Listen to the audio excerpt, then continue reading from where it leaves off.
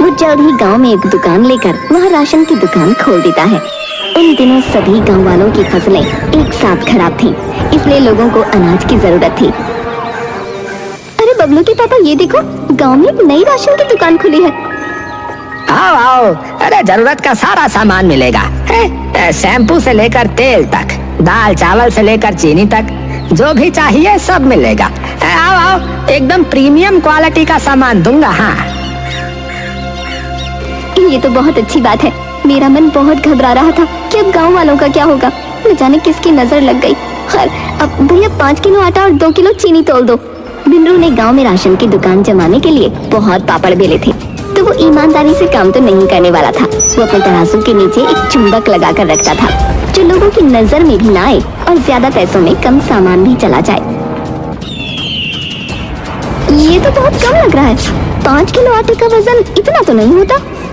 अरे पहली बार राशन खरीद रही हो क्या? मैं यहाँ शहर से इतनी दूर अपना कारोबार करने आया हूँ, तो क्या मैं बेईमानी करूँगा?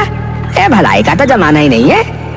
अरे बबलू की माँ, अभी हमें आवश्यकता है और भाई साहब सही कह रहे हैं। हमारी तो घर की खेती थी, तो आज तक हमने बाहर से कुछ खरीदा नहीं। बेवजह किसी की रोटी रोजी पर शक मत करो। इन्हें पैसे दे दो और चलो घर चलते हैं। और ऐसे ही भिंडरू बनिया खूब कमाई करने लगा। कुछ दिनों बाद अब उसने अपनी दुकान पर काम करने के लिए कुछ छोटे बच्चों को भी रख लिया था। सुन, तू काम पर जल्दी आ जाया कर।